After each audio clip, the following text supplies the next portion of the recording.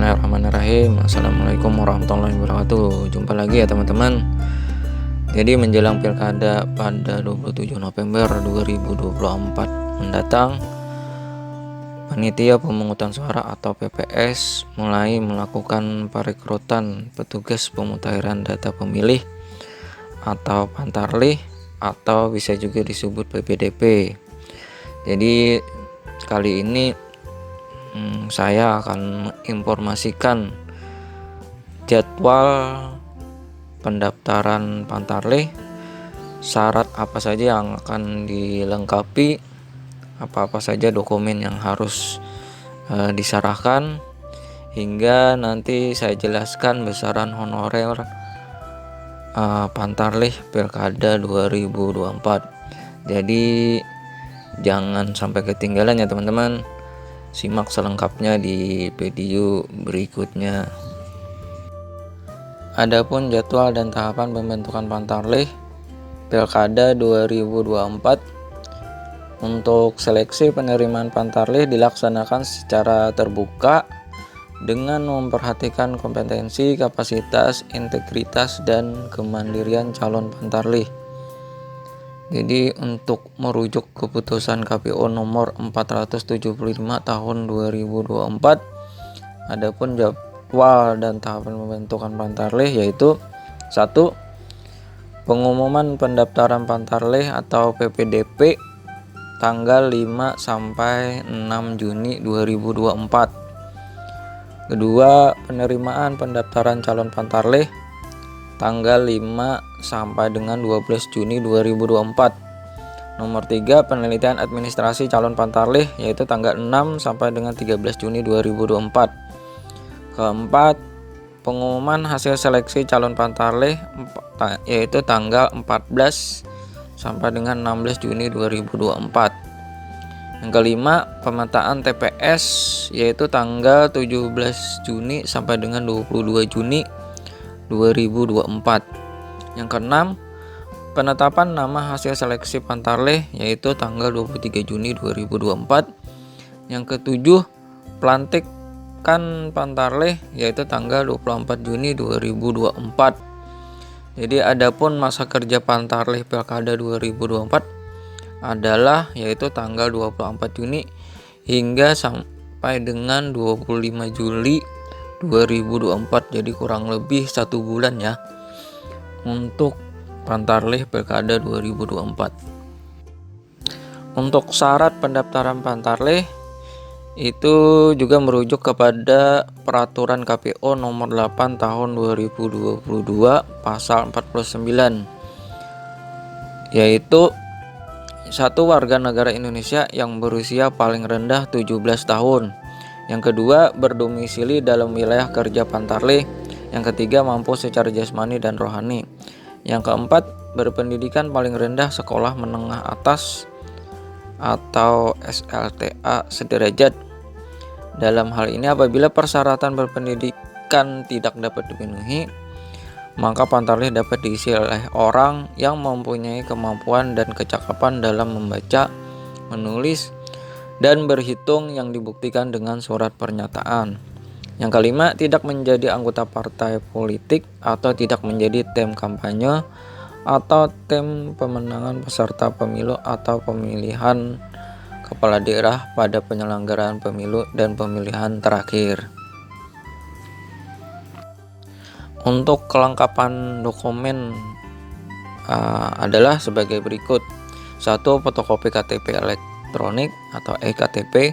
Yang kedua, surat keterangan sehat jasmani dari puskesmas, rumah sakit, atau klinik yang disertai hasil pemeriksaan tekanan darah, kadar gula darah, dan kolesterol.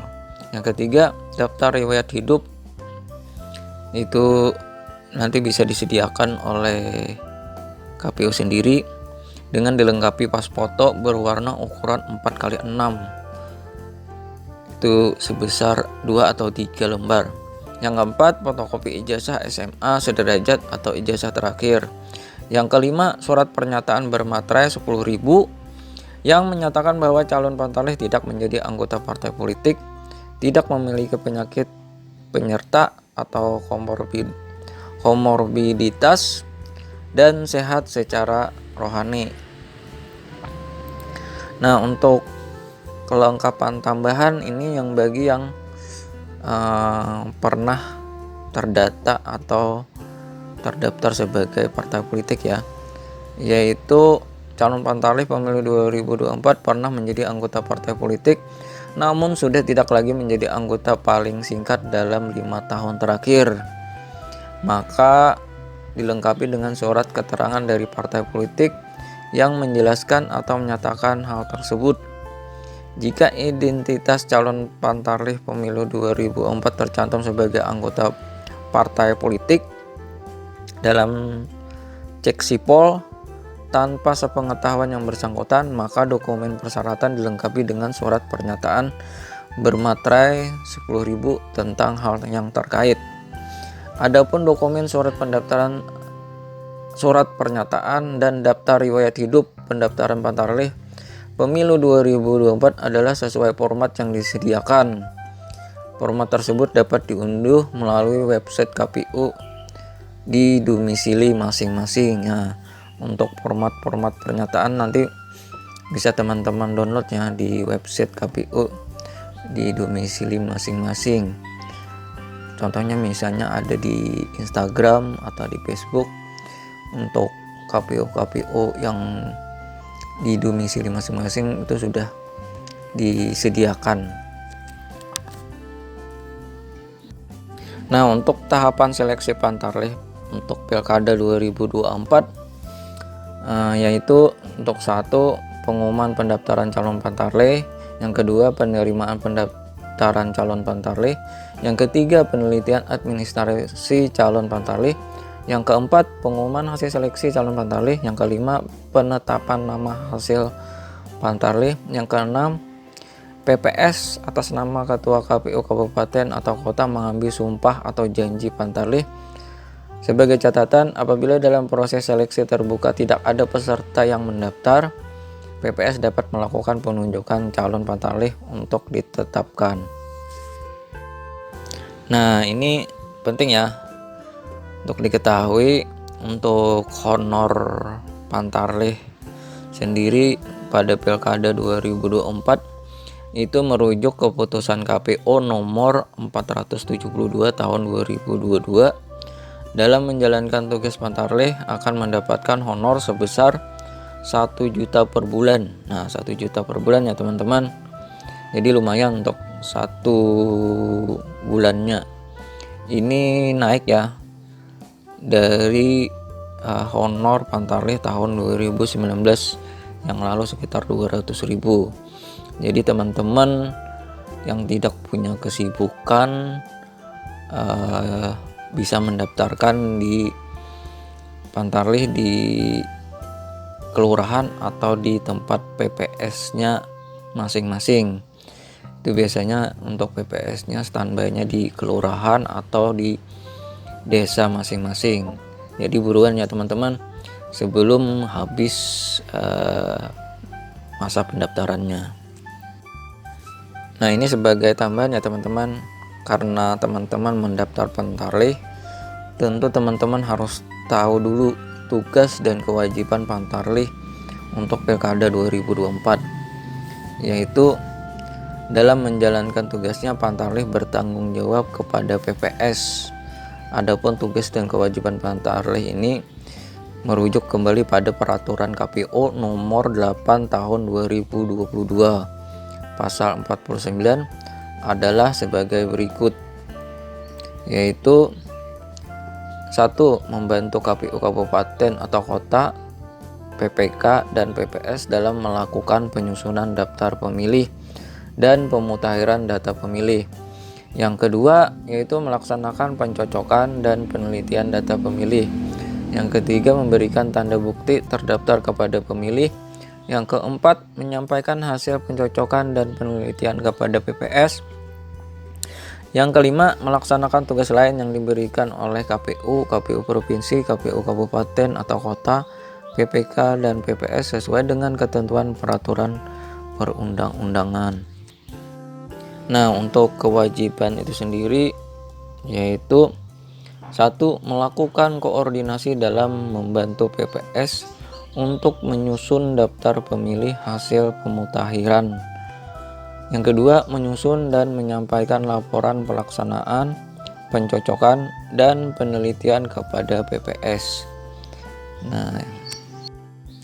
Nah inilah contoh-contoh surat pernyataan atau surat pendaftaran yang disediakan oleh KPU setempat. Jadi nanti teman-teman bisa kunjungi di website resminya di KPU atau di Instagram, itu biasanya disediakan, atau teman-teman datang langsung ke KPU atau PPS-nya. Di situ nanti ada teman-teman disediakan POM atau surat pernyataannya. Nah, itulah teman-teman sekilas tentang informasi pendaftaran Pantarlih atau PPDP Pilkada 2024. Jadi teman-teman buruan ya untuk mendaftar, bisa dikunjungi di kantor KPU setempat atau kelurahan atau tempat kantor desa, atau teman-teman tahu tempat sekretariat PPS. Nanti di sana ada pengumuman atau penjelasan tentang syarat dan apa saja dokumen yang harus dilengkapi. Jadi buruan ya teman-teman. Bagi yang teman-teman yang mempunyai waktu luang, bisa mendaftarkannya di sana ya, lumayan ya, gajinya 1 juta 1 bulan. Ya itu aja ya teman-teman.